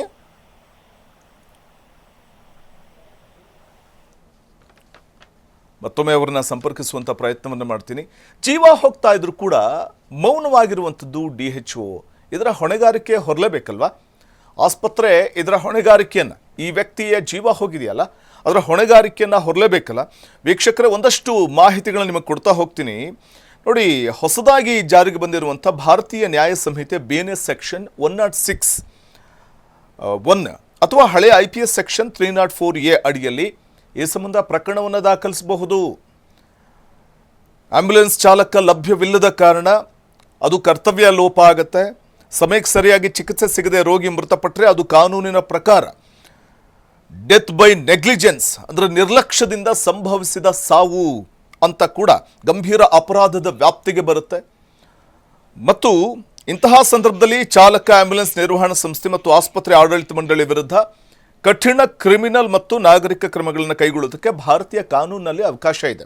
ಈ ಬಗ್ಗೆ ಮತ್ತಷ್ಟು ಮಾಹಿತಿ ಪಡೆಯೋಣ ನಮ್ಮ ಪ್ರತಿನಿಧಿ ಓಂಕಾರ್ ಮಠಪತಿಯಿಂದ. ಓಂಕಾರ್, ಬಹುಶಃ ಆಂಬ್ಯುಲೆನ್ಸ್ ಇದ್ರೂ ಕೂಡ ಸಕಾಲಕ್ಕೆ ವ್ಯಕ್ತಿಯನ್ನ ಕರೆದೊಯ್ಯೋದಕ್ಕೆ ಒಂದು ಆಂಬ್ಯುಲೆನ್ಸ್ ಡ್ರೈವರೇ ಇಲ್ಲ ಅಂತಂದ್ರೆ ಇದು ಕರ್ತವ್ಯ ಲೋಪ ಎದ್ದು ಕಾಣಿಸುತ್ತೆ, ಕಾನೂನು ರೀತ್ಯ ಅಪರಾಧವಾಗುತ್ತೆ. ಸೊ ಯಾವ ರೀತಿಯ ಒಂದು ಕರ್ತವ್ಯ ಲೋಪ ಎದ್ದು ಕಾಣಿಸ್ತು, ಇದು ಆ ವ್ಯಕ್ತಿ ಸಾವಿಗೆ ಯಾವ ರೀತಿ ಕಾರಣ ಆಗಿ ಹೋಯ್ತಲ್ಲಿ ಅಂತ? ಖಂಡಿತವಾಗಿ ವಸಂತ್, ಬೀದರ್ನಲ್ಲಿ ಇರ್ತಕ್ಕಂಥ ಇಲ್ಲೇನಿರ್ತಕ್ಕಂಥ ಹುಮ್ನಾಬಾದ್ ತಾಲೂಕಿನ ದುಗುಲಗುಂಡಿ ಗ್ರಾಮ ಕೇವಲ ಹುಮ್ನಾಬಾದ್ದಿಂದ ಸುಮಾರು ಒಂದು 15 ಕಿಲೋಮೀಟರ್ ಇರ್ತಕ್ಕಂಥದ್ದು PHC ಸೆಂಟ್ರು. ಯಾಕಂದ್ರೆ ಎಲ್ಲೋ ಒಂದು ಕಡೆ ಕುಗ್ರಾಮಗಳಲ್ಲಿ ಈ ರೀತಿ ಘಟನೆ ಆಗಿದ್ರೆ ಬಹುಶಃ ಯಾರೊಬ್ರು ತಲೆಕೆಡಿಸ್ತಾ ಇಲ್ಲ. ಆದ್ರೆ ಎಲ್ಲವೂ ಇದ್ದು ಇಲ್ಲದಂತಾದಂತ ಪರಿಸ್ಥಿತಿಯಲ್ಲಿ ಸಾವನ್ನ ಎದುರು ನೋಡ್ತಕ್ಕಂಥ ಒಂದು ಕುಟುಂಬದ ಜೊತೆಗೆ ಅಲ್ಲಿಯ ನಿರ್ಲಕ್ಷ್ಯ ಏನಿದೆ ಅದನ್ನ ಯಾವುದೇ ಕೂಡ ಯಾರೊಬ್ರು ಕೂಡ ಕ್ಷಮಿಸಲಿಕ್ಕೆ ಸಾಧ್ಯ ಇಲ್ಲ. ಇಲ್ಲಿರ್ತಕ್ಕಂಥ ಏನ್ ಆಸ್ಪತ್ರೆ ಇದೆ PHC ಸೆಂಟರ್ ನಲ್ಲಿ ಇರ್ತಕ್ಕಂಥ ಡ್ರೈವರ್ ಅವರು, ಅಲ್ಲಿ ಆಂಬ್ಯುಲೆನ್ಸ್ ಮಾತ್ರ ಇದೆ ಆದ್ರೆ ಸೇವೆಗಿಲ್ಲ, ಆಸ್ಪತ್ರೆ ಮಾತ್ರ ಇದೆ ವೈದ್ಯರಿಲ್ಲ. ಎಲ್ಲವೂ ಇದ್ದು ಇಲ್ಲದಂತ ಆಸ್ಪತ್ರೆ ಅದು. ಹೆಸರಿಗೆ ಮಾತ್ರ ವೈದ್ಯರು ಬರ್ತಾರೆ, ಯಾವಾಗೋ ಒಂದ್ಸಲ ಒಂದ್ ಚಿಕಿತ್ಸೆ ಕೊಡ್ತಾರೆ. ಹಠಾತ್ತನೆ ಅವತ್ತಿದ್ದಂತ ವೈದ್ಯರು ಚಿಕಿತ್ಸೆಯನ್ನು ಕೊಟ್ಟಿದ್ದಾರೆ. ಆದ್ರೆ ಅವರಿಗೆ ಹೆಚ್ಚಿನ ಚಿಕಿತ್ಸೆ ಯಾವಾಗ ಅಂದ್ರೆ ಮೊದಲೇ ಹೃದಯಾಘಾತ, ಅದು ಕ್ಷಣಿಕ ಸಾವು ಬದುಕಿನ ಇರ್ತಕ್ಕಂಥ ಸಮಯ ಅದು. ಅಂತ ಸಂದರ್ಭದಲ್ಲಿ ಅವರಿಗೆ ಮುಂಜಿನ ಅಂದ್ರೆ ಜಿಲ್ಲಾ ಕೇಂದ್ರಕ್ಕೂ ತಾಲೂಕಾ ಕೇಂದ್ರಕ್ಕೂ ಕಳಿಸ್ಬೇಕಾಗಿತ್ತು. ಆದ್ರೆ ಅಷ್ಟಕ್ಕೂ ಕಳ್ಸಕ್ಕಾಗ್ದೇನೆ ಕೇವಲ 45 ನಿಮಿಷ ಅಲ್ಲೇ ಕಾಲ ಹಗರಣ ಆಗಿರೋದ್ರಿಂದ ಆ ಆಂಬ್ಯುಲೆನ್ಸ್ ಡ್ರೈವರ್ ಬರದೇ ಇರೋ ಕಾರಣಕ್ಕಾಗಿ ರೋಗಿ ಸಾವನ್ನಪ್ಪಿದ್ದಾರೆ. ಆ ನಂತರ ಅವಧಿಯಲ್ಲಿ ಇಡೀ ಗ್ರಾಮಸ್ಥರು ರಸ್ತೆಗಿಳಿದು ಪ್ರತಿಭಟನೆ ಮಾಡಿ ತಮ್ಮ ಆಕ್ರೋಶವನ್ನು ಕೂಡ ಹೊರಹಾಕಿದ್ದಾರೆ. ನಮ್ಗೆ ಇರ್ತಕ್ಕಂಥ ಆಸ್ಪತ್ರೆ ಇದು, ನಮ್ಮಲ್ಲಿ ಆಂಬ್ಯುಲೆನ್ಸ್ ಇದ್ರೂ ಕೂಡ ನಮ್ದೊಂದು ಜೀವ ಉಳಿಸಕ್ ಸಾಧ್ಯ ಆಗಿಲ್ಲ ಅಂತ ಹೇಳಿದ್ರೆ ಈ ಆಸ್ಪತ್ರೆ ಯಾಕೆ ಬೇಕು, ಇಲ್ಲಿರ್ತಕ್ಕಂಥ ಜನಪ್ರತಿನಿಧಿಗಳು ಯಾಕೆ ಬೇಕು ಅಂತಕ್ಕಂಥ ಆಕ್ರೋಶನ ಹೊರಹಾಕಿದ್ದಾರೆ. ಇದೇ ಸಂದರ್ಭದಲ್ಲಿ ಯಾವಾಗ ಅವರು ಪ್ರತಿಭಟನೆಗೆ ಇಳಿತಾರೆ ಆ ಸಂದರ್ಭದಲ್ಲಿ ಅಲ್ಲಿರ್ತಕ್ಕಂಥ ಶಾಸಕರಾಗಿರ್ತಕ್ಕಂಥ ಸಿದ್ದು ಪಾಟೀಲ್ ಆಗಿರ್ಬೋದು, MLC ಆಗಿರ್ತಕ್ಕಂಥ ಭೀಮರಾವ್ ಪಾಟೀಲ್ ಇಬ್ರು ಕೂಡ ಸ್ಥಳಕ್ಕೆ ಬರ್ತಾರೆ. ಯಾವತ್ತೂ ಕೂಡ ಪರಸ್ಪರ ಮುಖ ನೋಡದೇ ಇರ್ತಕ್ಕಂಥವ್ರು ಅವತ್ತು ಇಬ್ರು ಒಂದೇ ಕಡೆ ಕೂತು ಜನರ ಜೊತೆಗೆ ಅವರು ಕೂಡ ಸಾಥ್ ಕೊಡ್ತಾರೆ. ಜೊತೆಗೆ ಆ ಹೋರಾಟದಲ್ಲಿ ಅದೇ ಸಂದರ್ಭದಲ್ಲಿ DHO ಗೆ ಕಾಲ್ ಮಾಡ್ತಾರೆ. ಜೊತೆಗೆ ವಿಶೇಷವಾಗಿ ಅಲ್ಲಿರ್ತಕ್ಕಂಥ ಜಿಲ್ಲಾ ಉಸ್ತುವಾರಿ ಸಚಿವರಾಗಿರ್ತಕ್ಕಂಥ ಈಶ್ವರ್ ಖಂಡ್ರೆ ಕೂಡ ಕಾಲ್ ಮಾಡ್ತಾರೆ. ಎಲ್ಲೋ ಒಂದು ಕಡೆ ಇಲಾಖೆ ಅಧಿಕಾರಿಗಳಿಗೆ ಗೊತ್ತಿಲ್ಲ ಅಂದ್ರೆ ಅಂತ ಅಲ್ಲ, ಎಲ್ಲವೂ ಗೊತ್ತಿದೆ. ಆದ್ರೆ ಹೋಗೋದು ಬಡವರ ಜೀವ, ಇದಕ್ಕೂ ನಮಗೂ ಏನ್ ಸಂಬಂಧ, ಹೋದ್ರೆ ಅವ್ರ ಜೀವ ತಾನೆ ಅಂತಕ್ಕಂಥ ನೆಗ್ಲಿಜೆನ್ಸ್ಗೆ, ನಿರ್ಲಕ್ಷ್ಯಕ್ಕೆ ಈ ಜೀವ ಬಲಿಯಾಗಿದೆ ವಸಂತ. ಓಂಕಾರ್, ಈಗ ನೋಡಿ, ಆ ವ್ಯಕ್ತಿ ಇವತ್ತು ಮೃತಪಟ್ಟಿದ್ದಾನೆ, ಆದ್ರೆ ಆತನ ನಂಬಿ ಒಂದು ಕುಟುಂಬ ಇರುತ್ತೆ. ಆತ ಆ ಕುಟುಂಬದ ಅಣ್ಣನೋ ತಮ್ಮನೋ ಅಥವಾ ತಂದೆನೋ ಅಥವಾ ಮಗನೋ ಹೀಗೆ ಯಾರೋ ಒಬ್ರು ಆಗಿರ್ತಾರೆ, ಇಡೀ ಕುಟುಂಬ ಅವ್ರ ಮೇಲೆ ನಿಂತಿರುತ್ತೆ. ಆದರೆ ಆ ವ್ಯಕ್ತಿಗೆ ಸಕಾಲವಾಗಿ ಚಿಕಿತ್ಸೆ ಸಿಕ್ಕಿದ್ದಿದ್ರೆ, ಸಕಾಲಕ್ಕೆ ಸಮಯಕ್ಕೆ ಸರಿಯಾಗಿ ಚಿಕಿತ್ಸೆ ಸಿಕ್ಕಿದ್ದಿದ್ರೆ ಬಹುಶಃ ಇವತ್ತು ಆ ಕುಟುಂಬ ಧನ್ಯವಾದ ಹೇಳ್ತಾ ಇತ್ತೇನೋ ಆ ಆಂಬ್ಯುಲೆನ್ಸ್ ಚಾಲಕನಿಗೆ ಅಥವಾ ಆಸ್ಪತ್ರೆಯ ಸಿಬ್ಬಂದಿಗೆ. ಆದರೆ ಆಸ್ಪತ್ರೆಯ ಸಿಬ್ಬಂದಿ ಮತ್ತು ಆಂಬ್ಯುಲೆನ್ಸ್ ಚಾಲಕನ ದಿವ್ಯ ನಿರ್ಲಕ್ಷ್ಯ ಯಾವ ರೀತಿ ಒಬ್ಬ ವ್ಯಕ್ತಿಯ ಸಾವಿಗೆ ಕಾರಣ ಆಗ್ಬಿಡುತ್ತೆ ಅನ್ನೋದಕ್ಕೆ ಇದಕ್ಕಿಂತ ನಿದರ್ಶನ ಬೇಕಾಗಿಲ್ಲ. ಆ ಕುಟುಂಬದ ಕಥೆ ಏನು, ಇನ್ನು ಆ ಕುಟುಂಬದವರ ಆಕ್ರಂದನೆ ಯಾವ ರೀತಿ ಮುಗಿಲು ಮುಟ್ಟಿದೆ ಅಂತ. ಖಂಡಿತವಾಗಿ ವಸಂತ್, ಇರ್ತಕ್ಕಂಥ ಆಂಬ್ಯುಲೆನ್ಸ್ ಡ್ರೈವರ್ ಇದ್ದಾರೆ, ಅವರ ಪರವಾಗಿ ಹೇಳೋದಾಗಿದ್ರೆ ನಾನು ಇರ್ತಕ್ಕಂಥದ್ದು ಒಬ್ಬ ನಾನು ಕೆಲಸ ಮಾಡ್ತೀನಿ. ಆದ್ರೆ ನನಗೂ ಕೂಡ ರೆಸ್ಟ್ ಬೇಕು ಅಂತಕ್ಕಂಥದ್ದು ಆತನ ಒತ್ತಡ ಕೂಡ ಅಂದ್ರೆ ಗಮನಕ್ಕೆ ಬರುತ್ತೆ. ಎಲ್ಲೋ ಒಂದು ಕಡೆ ಇಲಾಖೆಯ ಅಧಿಕಾರಿಗಳೇನಿದ್ದಾರೆ ಅವರು ಅಲ್ಲಿ ಸಕಾಲಕ್ಕೆ ಇಡೀ ವ್ಯವಸ್ಥೆಯನ್ನು ಮಾಡ್ಬೇಕಾಗಿತ್ತು, ಆ ವ್ಯವಸ್ಥೆಯನ್ನು ಅವರು ಕೂಡ ಹೊತ್ಕೊಂಡಿಲ್ಲ. ಹೀಗಾಗಿ ಈ ಒಂದು ದೊಡ್ಡ ಸಮಸ್ಯೆ ಆಗಿದೆ ಅಂತ ಹೇಳ್ಬೋದು. ಯಾಕಂದ್ರೆ ದುಗುಲ್ಗುಂಡಿ ಇರ್ತಕ್ಕಂಥದ್ದು ಹುಮ್ನಾಬಾದ್ನಿಂದ ಕೇವಲ 15 ಕಿಲೋಮೀಟರ್ ಅಂತರದಲ್ಲಿ. ಅಲ್ಲಿಗೆ ಒಯ್ಲಿಕ್ಕೆ ಒಂದು ಆಂಬ್ಯುಲೆನ್ಸಿನ ಚಾಲಕ ಸಿಗಲ್ಲ ಅಂತ ಹೇಳಿದ್ರೆ ಇನ್ನು ಕುಗ್ರಾಮಗಳ ಗತಿ ಏನು ಅಂತಕ್ಕಂಥ ಪ್ರಶ್ನೆ ಕೂಡ ಉದ್ಭವ ಆಗುತ್ತೆ. ಯಾಕಂದ್ರೆ ಆ ಇಡೀ ಕುಟುಂಬ ಇವತ್ತು ಕಣ್ಣೀರಲ್ಲಿ ಬದುಕ್ತೇವೆ. ಯಾಕಂದ್ರೆ ಹೃದಯಾಘಾತ, ಕೊನೆಗಳಿಗೆಯಲ್ಲಿ ಚಿಕಿತ್ಸೆ ಕೊಡಬೇಕಾಗುತ್ತೆ, ಅಲ್ಲಿ ಕ್ಷಣವೂ ಕೂಡ ಮುಖ್ಯವಾಗಿರುತ್ತೆ. ಅಂತ ಸಂದರ್ಭದಲ್ಲಿ ಈ ಸಾವನ್ನಪ್ಪಿರ್ತಕ್ಕಂಥದ್ದು ಇಡೀ ಇಲಾಖೆಗೆ ಒಂದ್ ರೀತಿ ಅಂದ್ರೆ ಇಲ್ಲಿರ್ತಕ್ಕಂಥ ಆರೋಗ್ಯ ಇಲಾಖೆಗೆ ಪ್ರಶ್ನೆ ಮಾಡ್ತಕ್ಕಂಥ ಸಮಸ್ಯೆ ಎದುರಾಗಿದೆ. ಜೊತೆಗೆ ವಿಶೇಷವಾಗಿ ಇಬ್ರು ಶಾಸಕರು ಅಂದ್ರೆ ಹಾಲಿ ಶಾಸಕರಾಗಿರ್ತಕ್ಕಂಥ ಸಿದ್ದು ಪಾಟೀಲ್ ಅವರಾಗಿರ್ಬೋದು, ಜೊತೆಗೆ MLC ಆಗಿರ್ತಕ್ಕಂಥ ಭೀಮರಾವ್ ಪಾಟೀಲ್ ಇಬ್ರು ಕೂಡ ಸ್ಥಳಕ್ಕೆ ಬಂದಿದ್ದಾರೆ. ಅವರು ಕೂಡ ಜನರ ಜೊತೆಯಲ್ಲಿ ಪ್ರತಿಭಟನೆಯಲ್ಲಿ ಭಾಗಿಯಾಗಬೇಕಾಗಿತ್ತು. ಜೊತೆಗೆ ಅವರು ಭಾಗಿಯಾಗಿ ಜನರ ಸಮಸ್ಯೆಯನ್ನ ಅವರು ಕೂಡ ಗಮನ ಸೆಳೆಯುವಂತ ಪ್ರಯತ್ನವನ್ನು ಮಾಡಿದ್ದಾರೆ ಸರ್ಕಾರದ್ದು. ಆದ್ರೆ ಎಲ್ಲೋ ಒಂದು ಕಡೆ ಸರ್ಕಾರ ವ್ಯವಸ್ಥೆ ಮಾಡ್ಲಿಕ್ಕೆ ವಿಫಲವಾಗಿದೆ ಅನ್ನೋ ಮಾತನಾಡಿದೆ. ಯಾಕಂದ್ರೆ ತಾಲೂಕಾ ವೈದ್ಯಾಧಿಕಾರಿ ಆಗಿರ್ತಕ್ಕಂಥವ್ರು ಈ ಬಗ್ಗೆ ಹಲವಾರು ಬಾರಿ ಸಂಬಂಧಪಟ್ಟಂತ ಮೇಲಾಧಿಕಾರಿಗಳಿಗೆ ಪತ್ರ ಬರೆದಿದ್ದೀನಿ ಅಂತಕ್ಕಂಥ ಮಾತನ್ನ ಹೇಳಿ ಅವರು ನುಣಿಸ್ಕೊಳ್ತಾ ಇದ್ದಾರೆ. ನಾವು ಸಮಸ್ಯೆನ ಬಗೆಹರಿಸಿ ಅನ್ನೋ ಮಾತನ್ನ ಹೇಳ್ಬಿಟ್ಟು DHO ನುಣಿಸ್ಕೊಳ್ತಾ ಇದ್ದಾರೆ. ಹಾಗಿದ್ರೆ ಈ ಸಾವಿಗೆ ಕಾರಣ ಯಾರು, ಈ ಸಾವಿಗೆ ಹೊಣೆ ಹೊತ್ಕೊಳ್ಳೋರು ಯಾರು ಅಂತ ಹಾಗೆ ಲೈನ್ ಅಲ್ಲಿ ಓಂಕಾರ್ MLA ಸಿಲ್ಲಿಂಗಪ್ಪ ಪಾಟೀಲ್ ನಮ್ಮ ಜೊತೆ ದೂರವಾಣಿ ಸಂಪರ್ಕದಲ್ಲಿದ್ದಾರೆ. ಸರ್ ನಮಸ್ಕಾರ. ಸರ್ ನಮಸ್ಕಾರ. ಸರ್ ಏನು ಸರ್ ಇದು ವ್ಯವಸ್ಥೆ? ಆರೋಗ್ಯ ಇಲಾಖೆ ಅಂತಂದು ಸರ್ಕಾರಿ ಆಸ್ಪತ್ರೆ ಅಂತಂದಾಗ ಜನ ಮೂಗು ಮುರಿಯೋದೇ ಹೆಚ್ಚು. ಹೀಗಿರುವಾಗ ಸರ್ಕಾರಿ ಆಸ್ಪತ್ರೆಯಲ್ಲೇ ಸರಿಯಾದ ಮೂಲಭೂತ ವ್ಯವಸ್ಥೆಗಳಿರೋದಿಲ್ಲ, ಸೌಕರ್ಯಗಳು ಇರೋದಿಲ್ಲ ಅಂತಂದ್ರೆ ಒಂದು ಜೀವನೇ ಹೋಗ್ಬಿಟ್ಟಿದೆಯಲ್ಲ ಸರ್. ಸೊ ಅಲ್ಲಿ ಹೇಳೋರು ಕೇಳೋರು ಯಾರು ಇಲ್ವಾ ಅಂತ? ಇಲ್ಲ ಸರ್, ಅಲ್ಲಿಂದ ಏನಾಗಿದೆ ಅವ್ಯವಸ್ಥೆ ಅಂತಂದ್ರೆ ಏನ್ ಆಂಬುಲೆನ್ಸ್ ಇದೆಯಲ್ಲ, ಅಲ್ಲಿ ಫಸ್ಟ್ ಏಡ್ ಪೇಷಂಟ್ ಹೋಗಿದಾಗ ಫಸ್ಟ್ ಏಡ್ ಅದು ಮಾಡಿದಾರ. ಓಕೆ. ಅದಕ್ಕ ರೆಫರ್ ಮಾಡಿದಾರ ಪೇಷಂಟಿಗೆ ಹೈಯರ್ ಸೆಂಟರ್ಗೆ. ಅವ್ರು ಆಂಬುಲೆನ್ಸ್ ಸಲಕಿಂದ ವೇಟ್ ಮಾಡಿದ್ರು. ಅಲ್ಲಿ ಏನಾಗಿದೆ, ಆ ಆಂಬುಲೆನ್ಸ್ ಇರೋದು ಒಂದೇ ಡ್ರೈವರ್ ಸರ್. ಅದು ಆ ಒಂದೇ ಡ್ರೈವರ್ ಇದಕ್ಕೋಸ್ಕರ ಮತ್ತೊಬ್ಬನಿಗೆ ನಮ್ದು TH ಅವ್ರು ಕಳಿಸ್ತಾ ಇದ್ರು. ಆದ್ರೆ ಅವ್ನಿಗೆ ಲೇಟ್ ಆಗಿದ್ ಸಲಕಿಂದು ಅವ್ನಿಗೆ ಕಾರ್ಡಿಯಾಕ್ ಅರೆಸ್ಟ್ ಆಗಿದೆ ಅಂತ ಅಲ್ಲಿಂದ ಡಾಕ್ಟರ್ ಮಾಹಿತಿ ಕೊಟ್ಟಿದ್ದಾರೆ ಸರ್. ಮತ್ತ ಊರವರು ಕೂಡ ಅವತ್ತು ಪ್ರತಿಭಟನೆ ಮಾಡ್ರು, ಅದರಲ್ಲೂ ಕೂಡ ನಾವು ಭಾಗಿಯಾದೆವು. ಭಾಗಿಯಾಗಿ ಮತ್ತೆ DH ಕೂಡ ಬಂದಿದ್ರು. ನಮ್ದು DC ಅವ್ರು ಬರ್ಬೇಕಾಗಿತ್ತು, ಅವರು ಬೇರೆ ಕೆಲಸಗಳಿದ್ದಾಗ AC ಅವರಿಗೂ ಕೂಡ ಕಳಿಸಿದ್ರು. ಮತ್ತೆ ಅಲ್ಲಿ ಏನೇನ್ ಬೇಕು ಮತ್ತೆ ಏನ್ ಸರಿಪಡಿಸ್ಬೇಕಂತ ಈಗ ಇನ್ನೊಂದು ಡ್ರೈವರು ಮತ್ತೆ ಏನ್ ಗ್ರೂಪ್ದು ಹೆಂಗಿದೆ ಅಂತಂದ್ರೆ ಸರ್, ಅದು PSC ಸೆಂಟರ್ ಇದೆ. ಈಗ CM ಇದು ನಮ್ದು ಸರ್ಕಾರ ಸುತ್ತೋಲೆ ಆದೇಶ ಪ್ರಕಾರ ಅಲ್ಲಿ ಒಂದೇ ಡಾಕ್ಟರ್ ಅಂತ ಇರುತ್ತೆ ಸರ್ PSCಗೆ. ಮತ್ತ PSCಗೆ ಆಂಬುಲೆನ್ಸ್ ಕೂಡ ಸೌಲಭ್ಯಗಳು ಇರಲ್ಲ. ಆದ್ರೆ ನಾವು ಲಾಸ್ಟ್ ಟೈಮ್ ಆದಾಗ ನಮ್ದೇನ್ TH ಡ್ರೈವರ್ ಇದ್ದು ಅವನಿಗೆ ಎಲ್ಲ ಹಾಕಿದೇವ್ ಸರ್ ಅಲ್ಲಿ ಡ್ರೈವರ್ಗೆ. ಈ ಸರ್ಕಾರ ಇದ್ರ ಬಗ್ಗೆ ಗಮನಿಸಬೇಕು. ಏನಂತಂದ್ರೆ ಎಲ್ಲ ಆಂಬುಲೆನ್ಸ್ ಇರುತ್ತೆ, ಅಟ್ ಲೀಸ್ಟ್ 2 ಡ್ರೈವರ್ ಬೇಕು ಸರ್. ಅದಕ್ಕೆ ಅಲ್ಲ ಅಲ್ಲಿ ಈಗ ಯಾರು ಕೂಡ 24 ಅವರ್ಸ್ ಮಾಡಲ್ಲ. ಓಕೆ, ಈಗ ಆರೋಗ್ಯ ಇಲಾಖೆಯಲ್ಲಿ ಅಲ್ಲಿ ಒಂದು ಆಸ್ಪತ್ರೆಯಲ್ಲಿ ಇರುವಂತವ್ರು ಒಬ್ಬರೇ ವೈದ್ಯರು ಅಂತ ಹೇಳ್ತೀರಿ. ಸೊ ಈ ಆಂಬ್ಯುಲೆನ್ಸ್ ಚಾಲಕರನ್ನ 2 ಅಥವಾ 3 ಜನ ನೇಮಕ ಮಾಡಬಹುದಲ್ಲ ಅಂತ ಸರ್. ಅದಕ್ಕೆ ಈಗ ಇದು ಸಮಸ್ಯೆ, ಇದು ನಮ್ದು ಹುಮನಾಬಾದ್ PSC ಸೆಂಟರ್ ಇದು ಒಂದಕ್ಕೆ ಇಲ್ಲ, ಇಡೀ ರಾಜ್ಯದಲ್ಲಿ ಇದೇ ಸಮಸ್ಯೆ ಇದೆ. ಈಗ 108 ಇತ್ತು, GVKದವರು NGದವ್ರು ನಡೆಸ್ತಾ ಇದ್ರು, ಅವರು ಕೂಡ ಬಿಟ್ಟಿದ್ದಾರೆ ಸರ್. ಈಗ ಅದು ಈಗ ಸರ್ಕಾರ ನಡೆಸ್ತಾ ಇದೆ.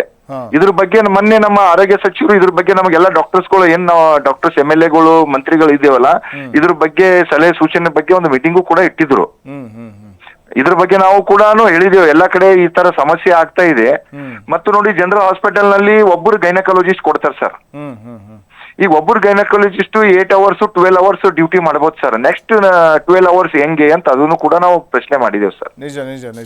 ಅನೇಕ ನ್ಯೂನತೆಗಳು ಇದೆ ಸರ್. ಇವತ್ತು ನೋಡಿ, ಈ general hospital PSC centre CSC ಸೆಂಟರ್ಗಳದಾಗ ಸರ್ಕಾರದಿಂದ ಮೆಡಿಸಿನ್ನೇ ಬರ್ತಾ ಇಲ್ಲ.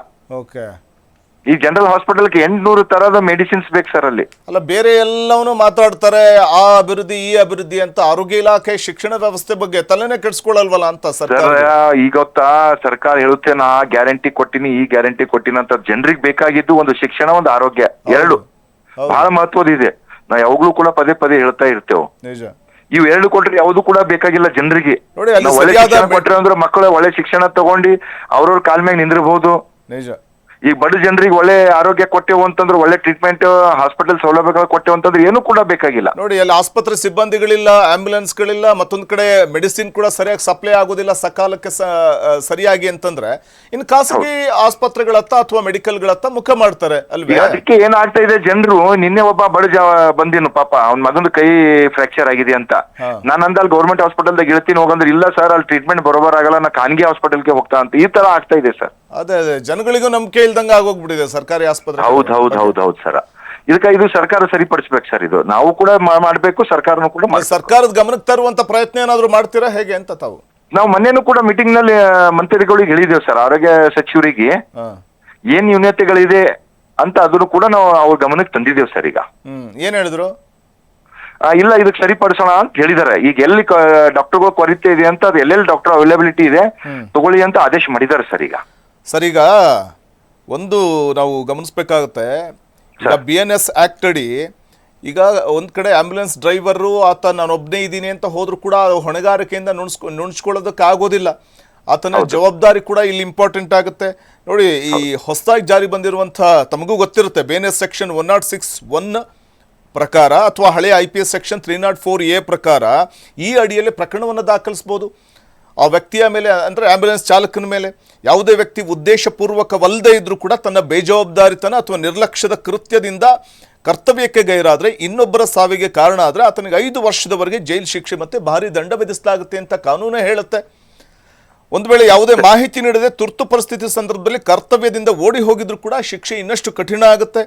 ಆಸ್ಪತ್ರೆ ಅಥವಾ ನಿರ್ವಹಣಾ ವ್ಯವಸ್ಥೆಯ ಅಥವಾ ನಿರ್ವಹಣಾ ಸಂಸ್ಥೆಯ ಜವಾಬ್ದಾರಿ ಕೂಡ ಬಹಳ ಇಂಪಾರ್ಟೆಂಟ್ ಆಗುತ್ತೆ ಸರ್. ಇಲ್ಲಿ ತುರ್ತು ಸೇವೆ 24x7 ಲಭ್ಯ ಇರಬೇಕು. ಒಬ್ಬ ಚಾಲಕ ರಜೆಯಲ್ಲಿದ್ರೆ ಲಭ್ಯ ಇಲ್ಲದೆ ಇದ್ರೆ ಆ ಜಾಗಕ್ಕೆ ಮತ್ತೊಬ್ಬ ಚಾಲಕನನ್ನ ನಿಯೋಜಿಸೋದು ಆಡಳಿತ ಮಂಡಳಿಯ ಕರ್ತವ್ಯ ಆಗಿರುತ್ತೆ. ಈ ಆಡಳಿತ ಮಂಡಳಿ ಅಲ್ಲಿಂದ ಏನಿರಲ್ಲ ಸರ್, ಇದು ಸರ್ಕಾರನೇ ಮಾಡ್ಬೇಕು ಸರ್. ಇದು ಇದ್ದಿದ್ದು ಇಲ್ಲಿಂದ ಒಂದೇ ಅಂತ ನಾನು ಅದೇ ಹೇಳ್ತಿದ್ದೀನಲ್ಲ ನಿಮ್ಗೆ. ಎಲ್ಲಾ PSC CSC ಅವರು ತಾಲೂಕಾ ಇದ್ರಲ್ಲಿ ಇದೇ ಸಮಸ್ಯೆ ಇದೆ ಸರ್ ಇದು. ಹಾ, ಇದು ಒಂದು PSC ಸೆಂಟರ್ ಇಲ್ಲಿಂದ ಒಂದಿಲ್ಲ ಸರ್. ಈಗ ಏನಾಗಿತ್ತು, ಅವತ್ತ ನೈಟ್ ಡ್ಯೂಟಿ ಇತ್ತು, ಆಂಬುಲೆನ್ಸ್ ಡ್ರೈವರ್ ನೈಟ್ ಡ್ಯೂಟಿ ಮಾಡಿ ಬೆಳಗ್ಗೆ ಅವ್ನು ಹೋಗ್ಬಿಟ್ಟ. ಬೆಳಗ್ಗೆ ಯಾರು ಕೂಡ ಅವೈಲಬಿಲಿಟಿ ಇಲ್ಲ ಅಲ್ಲಿ. ಓಕೆ, ಈಗ ಅಲ್ಲಿ ಪೇಷಂಟ್ ಒಬ್ಬ ವ್ಯಕ್ತಿ ಸತ್ತೋದ ಅಂತ ಹೇಳಿದ್ರಲ್ಲ, ಸೊ ಅಂದ್ರೆ ಕಾರ್ಡಿಯಾಕ್ ಅರೆಸ್ಟ್ ಇಂದ ಸತ್ತೋಗಿದ್ದಾನೆ ಅಂದ್ರೆ ಸ್ಪಾಟ್ ಅಲ್ಲಿ ಇದ್ಕಿದ ಹಾಗೇನೆ ಸತ್ತು ಹೋಗಿರೋದಲ್ವೇ? ಹೌದು, ತಕ್ಷಣ ಕಾರ್ಡಿಯಾಕ್ ಅರೆಸ್ಟ್ ಅಂದ್ರೆ ತಕ್ಷಣ ಸಾವು ಸಂಭವಿಸುತ್ತೆ. ಹೌದು. ಸೊ ಹಾಗಾಗಿ ಬಹುಶಃ ಆತನನ್ನ ಕೂಡಲೇ ಆಂಬ್ಯುಲೆನ್ಸ್ ಅಲ್ಲಿ ಕರೆದೊಯ್ದಿದ್ರು ಕೂಡ ಚಿಕಿತ್ಸೆಯನ್ನ ಕೊಟ್ಟು ಆತನ ಉಳಿಸುವಂತ ಸಾಧ್ಯತೆಗಳು ತೀರಾ ಕಮ್ಮಿ ಇತ್ತು. ಹೈಯರ್ ಸೆಂಟರ್ ಜಲ್ದಿ ಬಂದು ಹೋದ್ರ ಅಲ್ಲಿ ಏನಾರ ಇದು ಆಗ್ಬೋತಿತ್ತು ಸರ್. ಆದ್ರೆ ಎಷ್ಟೋ ಸಲ ಇಂಥ ಘಟನೆಗಳು ನಡೆದಾಗ, ಎದೆನೋವು ಕಾಣಿಸ್ಕೊಂಡಾಗ, ಹೃದಯಾಘಾತ ಆದಂತಹ ಸಂದರ್ಭದಲ್ಲಿ ತಕ್ಷಣ ಆಂಬ್ಯುಲೆನ್ಸ್ ಬರಲ್ಲ ಅಂತಂದ್ರೆ ಆತನ ಕಥೆ ಏನು, ಈ ಪ್ರಶ್ನೆ ಕೂಡ ಉದ್ಭವ ಆಗುತ್ತೆ. ಬದಲಿ ಇನ್ನೊಬ್ಬ ಚಾಲಕನನ್ನ ವ್ಯವಸ್ಥೆ ಮಾಡುವಂತದ್ದು ಆಸ್ಪತ್ರೆ ವತಿಯಿಂದ ಆಗ್ಬೇಕಿತ್ತಲ್ಲಿ ಅಂತ. Correct sir. ಸೊ ಈ ಸಂಬಂಧ ಅದಕ್ಕಾಗಿ ಏನು ಅಧಿವೇಶನ ಇದೆ 13 ತಾರೀಕಿಗೆ, ಇದ್ರ ಬಗ್ಗೆನೂ ಕೂಡ ಧ್ವನಿ ಎತ್ತೀನಿ ಸರ್. ಇದು ದಯವಿಟ್ಟು ಮಾತಾಡಿ ಸರ್. ಆರೋಗ್ಯ ಇಲಾಖೆ ಅಥವಾ ಆರೋಗ್ಯ ವ್ಯವಸ್ಥೆ ಮತ್ತು ಶಿಕ್ಷಣ ವ್ಯವಸ್ಥೆ ಇವೆರಡರ ಕಡೆಗೆ ಹೆಚ್ಚು ಗಮನ ಕೊಟ್ಟರೆ ಸಾಕು ಸರ್. ಯಾವ ಗ್ಯಾರಂಟಿನೂ ಬೇಡ. ಆರೋಗ್ಯ ವ್ಯವಸ್ಥೆ, ಶಿಕ್ಷಣ ವ್ಯವಸ್ಥೆ ಅದು ಬೇಕಾಗಿರೋದು, ಅದ್ರ ಕಡೆ ಗಮನ. ನಾನು ಅದೇ ಹೇಳ್ತಾ ಇದ್ದೀನಲ್ಲ, ಯಾವ ಗ್ಯಾರಂಟಿನೂ ಕೂಡ ಬೇಕಾಗಿಲ್ಲ. ಒಂದು ಶಿಕ್ಷಣ, ಒಂದು ಆರೋಗ್ಯ ಕೊಟ್ಟರೆ ಸಾಕು ಅಲ್ವಾ? ಜನ ಕಷ್ಟಪಟ್ಟು ದುಡಿತಾರೆ, ಸಂಪಾದನೆ ಮಾಡ್ತಾರೆ. ನಾವು ಗ್ಯಾರಂಟಿ ಯೋಜನೆಗಳನ್ನ ಯಾರು ನಂಬ್ಕೊಂಡು ಕೂತಿರೋದಿಲ್ಲ. ಅದು ಸರ್ಕಾರದ ಯೋಜನೆ ಇರ್ಬೋದು, ಅದು ಉತ್ತಮ ರೀತಿಯಲ್ಲಿ ಆಗ್ತಾ ಇದೆ ಅನ್ನೋದಕ್ಕೆ ಖಂಡಿತವಾಗ್ಲೂ ನಮ್ಮ ವಿರೋಧ ಇಲ್ಲ. ಸರ್ಕಾರ ಒಂದಷ್ಟು ಯೋಜನೆಗಳನ್ನು ಮಾಡಿದೆ, ಅದಕ್ಕೆ ನಾವು ಕೂಡ ಒಂದು ಸ್ವಾಗತ ಮಾಡ್ತೀವಿ ಸರ್ಕಾರದ ಯೋಜನೆಗಳನ್ನು. ಆದರೆ ಶಿಕ್ಷಣ ವ್ಯವಸ್ಥೆ ಮತ್ತು ಆರೋಗ್ಯ ವ್ಯವಸ್ಥೆ ಕಡೆ ಗಮನ ಕೊಡುವಂಥದ್ದು ಬಹಳ ಇಂಪಾರ್ಟೆಂಟ್. ಇದನ್ನ ಸರ್ಕಾರ ಇನ್ನಾದರೂ ಪರಿಗಣನೆಗೆ ತೆಗೆದುಕೊಳ್ಳುತ್ತಾ ಅನ್ನುವಂಥದ್ದೇ ಈಗಿರುವಂಥ ಪ್ರಶ್ನೆ. ಈಗ ಅಲ್ಲಿ ಪ್ರೊಟೆಸ್ಟ್ ಮಾಡ್ತಾ ಇದ್ದಂಥವ್ರಿಗೆ ಏನು ಹೇಳಿದ್ರು ಸರ್? ಪ್ರೊಟೆಸ್ಟ್ ತಕ್ಷಣ ಏನ್ ಪ್ರೊಟೆಸ್ಟ್ ಮಾಡಿದ್ರು? ಅವ್ರದ್ದು ಕೆಲವು ಬೇಡಿಕೆಗಳು ಇದ್ದು ಕೂಡ ಅವಾಗೆ ಸರ್ಕಾರಕ್ಕೆ ಏನ್ ಬಂದಿದ್ರು ಸರ್ಕಾರದಿಂದ, ಅವರಿಗೆ ಏನೇನಿದೆ ಎಲ್ಲ ಊರವ್ರು ಕೂಡ ಒಂದು ಇದು ಕೊಟ್ಟಿದ್ದೇವೆ ಮೆಮೊಂಡಮ್ ಸರ್. ಏನಂತಂದ್ರೆ ಅವ್ರು ಏನ್ ತೀರ್ ಹೋಗಿದ್ದು ಅವ್ರ ಮನೆದವರಿಗೆ ಇದಾಗ್ಬೇಕು, ಮತ್ತು ಅವ್ರ ಮನೆದವರಿಗೆ ಯಾರಿಗ ಒಂದು ಆರೋಗ್ಯ ಇಲಾಖೆಯಲ್ಲಿ ಜಾಬ್ ಕೊಡ್ಬೇಕಂತ ಹೇಳಿದೆ ಸರ್. ಅದು ಅಂದ್ರೆ ಕೊಟ್ಟಿದ್ರೆ ಮಾಡ್ಕೊಡ್ತಾ ಅಂತಿದ್ದಾರೆ ಸರ್. ಓಕೆ, ಅಂದ್ರೆ ಈಗ ಈ ವಿಚಾರಕ್ಕೆ ಸಂಬಂಧಪಟ್ಟಂತೆ ಈಗ ಯಾರ ಹತ್ರ ತಾವು ಮನವಿ ಮಾಡ್ಕೊಂಡ್ರಿ ಅಂತ? ಸರ್, ಈಶ್ವರ್ ಖಂಡ್ರೆಗೂ ಮಾತಾಡಿದ್ದು, ಮತ್ತೆ ನಮ್ದು health commissioner sir. Okay, health commissioner ಹತ್ರನು ಕೂಡ ಅವಾಗೆ ಎಲ್ಲರ ಸಮ್ಮುಖದಲ್ಲೇ ಮಾತಾಡಿದ್ದು. Okay sir, thank you Sidlingappa Patil ಅವರೇ. Humnabad MLA Sidlingappa Patil freedom TV ಜೊತೆ ಮಾತಾಡ್ತಿದ್ರು. ನಾವು ಸ್ಪಾಟ್ಗೆ ಹೋದ್ವಿ, ಆದರೆ ಆ ವ್ಯಕ್ತಿ ಕಾರ್ಡಿಯಾಕ್ ಅರೆಸ್ಟಿಂದ ಮೃತಪಟ್ಟಿದ್ರು. ತಕ್ಷಣಕ್ಕೆ ಆಂಬ್ಯುಲೆನ್ಸ್ ಬಂದು ಅವ್ರನ್ನ ಆಸ್ಪತ್ರೆಗೆ ದಾಖಲು ಮಾಡಿದ್ರು ಕೂಡ ಬದುಕುಳಿಯೋ ಸಾಧ್ಯತೆ ತೀರಾ ಕಮ್ಮಿ ಅನ್ನುವಂಥ ಮಾತನ್ನು ಹೇಳ್ತಾ ಇದ್ರು. ಆದರೆ ಇದು ಕಾರ್ಡಿಯಾಕ್ ಅರೆಸ್ಟ್ ಆಗಿದೆ, ಓಕೆ. ಈ ಬೇರೆ ಯಾರಾದರೂ ಒಬ್ಬ ವ್ಯಕ್ತಿ ಹೃದಯಾಘಾತಕ್ಕೊಳಗಾದಂಥ ವ್ಯಕ್ತಿ ತಕ್ಷಣ ಕರ್ಕೊಂಡು ಹೋದರೆ ಆತ ಉಳಿತಾನೆ ಅನ್ನುವಂಥ ಸಂದರ್ಭದಲ್ಲಿ ಆ ಕಡೆ ಆಂಬ್ಯುಲೆನ್ಸ್ ಇಲ್ಲ ಅಂತನೋ, ಚಾಲಕ ಇಲ್ಲ ಅಂತನೋ, ಆ ರೀತಿಯ ಒಂದು ಪರಿಸ್ಥಿತಿ ನಿರ್ಮಾಣ ಆಗಿಬಿಟ್ರೆ ಆ ವ್ಯಕ್ತಿಯ ಗತಿ ಏನು? ಬೇಗ ಕರ್ಕೊಂಡು ಹೋಗಿದ್ರೆ ಉಳ್ಕೊಳ್ತಾ ಇದ್ದ, ಆದರೆ ಆಂಬ್ಯುಲೆನ್ಸ್ ಬರಲ್ಲ ಅಥವಾ ಚಾಲಕ ಇರಲ್ಲ ಅನ್ನುವಂಥ ಕಾರಣಕ್ಕೆ ನಮಗೆ ಸೂಕ್ತ ವ್ಯವಸ್ಥೆ, ತುರ್ತು ವ್ಯವಸ್ಥೆ ಸಿಗಲಿಲ್ಲ ಅನ್ನುವಂಥ ಕಾರಣಕ್ಕೆ ವ್ಯಕ್ತಿ ಮೃತಪಟ್ಬಿಟ್ರೆ ಯಾರು ಹೊಣೆ ಇದಕ್ಕೆ? ಸೊ ಹಾಗಾಗಿ ರಾಜ್ಯ ಸರ್ಕಾರಕ್ಕೂ ನಾವು ಮನವಿ ಮಾಡ್ಕೊಳ್ಳೋದು ಇಷ್ಟೇ. ಸೊ ಸರ್ಕಾರ ಶಿಕ್ಷಣ ವ್ಯವಸ್ಥೆಯಲ್ಲಿ, ಆರೋಗ್ಯ ಇಲಾಖೆಯಲ್ಲಿ ಆಗುವಂಥ ಒಂದಷ್ಟು ಏನೇನು ಆಗಬೇಕು ಬೆಳವಣಿಗೆಗಳು ಅಂದರೆ, ನೋಡಿ, ಮೆಡಿಸಿನ್ ಸಪ್ಲೈ ಸರಿಯಾಗಿ ಆಗೋದಿಲ್ಲ, ಸಿಬ್ಬಂದಿಗಳು ಇರೋದಿಲ್ಲ, ಅಥವಾ ಡಾಕ್ಟರ್ಸ್ಗಳು ಒಬ್ಬರೇ ಇರ್ತಾರೆ. 24x7 ಕರ್ತವ್ಯ ನಿರ್ವಹಿಸಬೇಕು ಅಂದ್ರೆ ಅವ್ರ ಕೈಲೂ ಆಗೋದಿಲ್ಲ. ಮಧ್ಯರಾತ್ರಿಲಿ ಯಾರಿಗೂ ಏನೋ ತೊಂದರೆ ಆಯಿತು ಅಂತ ಆಸ್ಪತ್ರೆ ಬಂದರೆ ವೈದ್ಯರೇ ಇರೋದಿಲ್ಲ, ಸಿಬ್ಬಂದಿ ಇರೋದಿಲ್ಲ, ಆಂಬ್ಯುಲೆನ್ಸ್ ಸಮಸ್ಯೆ ಇರುತ್ತೆ. ಸೊ ಇಂಥ ಸಂದರ್ಭದಲ್ಲಿ ಏನು ಮಾಡಬೇಕು? ಜೀವ ಅಮೂಲ್ಯ ಅಲ್ವೇ? ಅತ್ತ ಗಮನ ಹರಿಸ್ಬೇಕಲ್ಲ. ಇನ್ನಾದರೂ ಸರ್ಕಾರ ಗಮನ ಹರಿಸುತ್ತಾ ಅನ್ನುವಂಥದ್ದನ್ನು ಕಾದು ನೋಡಬೇಕಿದೆ. ಸೊ ವೀಕ್ಷಕರೇ, ತುಕಾರಾಮ್ ನಿಂಬೂರೆ ಅನ್ನುವಂಥ ವ್ಯಕ್ತಿ ಮೃತಪಡ್ತಾರೆ. ಅಂದರೆ ಭವಾನಿ ಮಂದಿರಕ್ಕೆ ಏಕಾದಶಿ ಪೂಜೆಗೆ ಅಂತ ತೆರಳಿದ್ದಂಥ ಸಂದರ್ಭದಲ್ಲಿ ಮೃತಪಡ್ತಾರೆ. ಅದು ಕಾರ್ಡಿಯಾಕ್ ಅರೆಸ್ಟಿಂದ ಮೃತಪಟ್ಟಿದ್ದಾರೆ. ಆದರೆ ಇಂಥ ದುರ್ಘಟನೆಗಳಾದಂಥ ಸಂದರ್ಭದಲ್ಲಿ ತಕ್ಷಣವೇ ತುರ್ತು ವ್ಯವಸ್ಥೆ ಇದ್ದರೆ ಬಹುಶಃ ವ್ಯಕ್ತಿಯನ್ನು ಬದುಕುಳಿಸಬಹುದೇನೋ. ಈ ವ್ಯಕ್ತಿಯಂತೂ ಕಾರ್ಡಿಯಾಕ್ ಅರೆಸ್ಟಿಂದ ಸ್ಥಳದಲ್ಲೇ ಸ್ಪಾಟಲ್ಲೇ ಹೋಗಿದ್ದಾರೆ. ಆದರೆ ಬೇರೆ ಯಾವುದಾದ್ರೂ ಆರೋಗ್ಯ ಸಮಸ್ಯೆ ತಲೆದೋರಿದಾಗ ಕೂಡಲೇ ಸ್ಪಂದಿಸುವಂಥ ಒಂದು ಕೆಲಸ ಆಗಬೇಕಲ್ಲ ಆರೋಗ್ಯ ಇಲಾಖೆ ವತಿಯಿಂದ, ಅಥವಾ ಒಂದು ಆ್ಯಂಬುಲೆನ್ಸ್ ತಕ್ಷಣ ಒಂದು ಸ್ಥಳಕ್ಕೆ ದೌಡಾಯಿಸಬೇಕಲ್ಲ. ಅದು ಇನ್ಮುಂದಾದರೂ ಆರೋಗ್ಯ ಇಲಾಖೆ ಕ್ರಮವನ್ನು ತೆಗೆದುಕೊಳ್ಬೇಕಾಗತ್ತೆ. ಸಿಬ್ಬಂದಿ ಹೆಚ್ಚುವರಿ ನಿಯೋಜನೆ ಮಾಡುವಂಥದ್ದು ಅಥವಾ ಆ್ಯಂಬುಲೆನ್ಸ್ ವ್ಯವಸ್ಥೆ ಮಾಡುವಂಥದ್ದು ಇನ್ಮುಂದಾದರೂ ಪ್ರತಿ ಹಾಸ್ಪಿಟಲ್ ಸರ್ಕಾರಿ ಆಸ್ಪತ್ರೆಯಲ್ಲಿ ತೆಗೆದುಕೊಳ್ಬೇಕಾಗತ್ತೆ ಇಂಥ ಕ್ರಮಗಳನ್ನು ಅಂತ ಹೇಳ್ತಾ. ಎಸ್ ವೀಕ್ಷಕರೇ, ನಿಮ್ಮ ಯಾವುದೇ ರೀತಿಯ ಸಮಸ್ಯೆಗಳಿದ್ದರೆ, ಯಾವುದೇ ರೀತಿಯ ಒಂದಷ್ಟು ಪರಿಹಾರ ಕಾಣದ ಸಮಸ್ಯೆಗಳಿದ್ದರೆ, ಜನಪ್ರತಿನಿಧಿಗಳು ಅಥವಾ ಸರ್ಕಾರ ಇತ್ತ ಗಮನ ಹರಿಸಿಲ್ಲ ಅಥವಾ ಅಧಿಕಾರಿಗಳ ಗಮನ ಹರಿಸಿಲ್ಲ ಅಂತಂದಾಗ ನೀವು ಸಾಕ್ಷ್ಯ ಸಮೇತ ನಮಗೆ ವಾಟ್ಸಪ್ ಮಾಡಬಹುದು. ವಾಟ್ಸಪ್ ನಂಬರ್ ನೋಟ್ ಮಾಡ್ಕೊಳ್ಳಿ, 9686651049. ಈ ವಾಟ್ಸಪ್ ನಂಬರ್ ನೋಟ್ ಮಾಡ್ಕೊಳ್ಳಿ. ಹಾಗೆಯೇ ನೀವು ಕಚೇರಿಗೆ ಬರೋದಾದರೆ ಕಚೇರಿಯ ಅಡ್ರೆಸ್ ಬ್ಲಿಂಕ್ ಆಗ್ತಿದೆ, ನೋಟ್ ಮಾಡ್ಕೊಳ್ಳಿ. ಫ್ರೀಡಮ್ ಟಿವಿ ನಂಬರ್ 71/1 6ನೇ ಮಹಡಿ, ಬ್ರಿಗೇಡ್ ಪ್ಲಾಜಾ, SC ರಸ್ತೆ, ಆನಂದರಾವ್ ಸರ್ಕಲ್ ಹತ್ತಿರ, ಗಾಂಧಿನಗರ, ಬೆಂಗಳೂರು 560009. ಈ ಒಂದು ಅಡ್ರೆಸ್ಗೆ ನೀವು ಸಾಕ್ಷಿ ಸಮೇತ ಬಂದು ನಿಮ್ಮ ಸಮಸ್ಯೆಯನ್ನು ಹೇಳ್ಕೊಂಡ್ರೆ ಖಂಡಿತವಾಗ್ಲೂ ನಿಮ್ಮ ಸಮಸ್ಯೆಗೆ ಪ್ರಾಮಾಣಿಕವಾಗಿ ಸ್ಪಂದಿಸ್ತೇವೆ ಮತ್ತು ಆ ಸಮಸ್ಯೆಗೆ ಪರಿಹಾರವನ್ನು ಕೊಡುವಂಥ ಪ್ರಾಮಾಣಿಕ ಪ್ರಯತ್ನವನ್ನು ಫ್ರೀಡಮ್ ಟಿವಿ ಕಂಪ್ಲೇಂಟ್ ಬಾಕ್ಸ್ ಮೂಲಕ ಮಾಡುತ್ತೆ ಅಂತ ಹೇಳ್ತಾ ಇವತ್ತಿನ ಕಂಪ್ಲೇಂಟ್ ಬಾಕ್ಸ್ ಅನ್ನು ಮುಗಿಸ್ತಾ ಇದ್ದೀನಿ. ನೋಡ್ತಾ ಇರಿ ಫ್ರೀಡಮ್ ಟಿವಿ, ಇದು ಜನಸಾಮಾನ್ಯರ ಚಾನೆಲ್.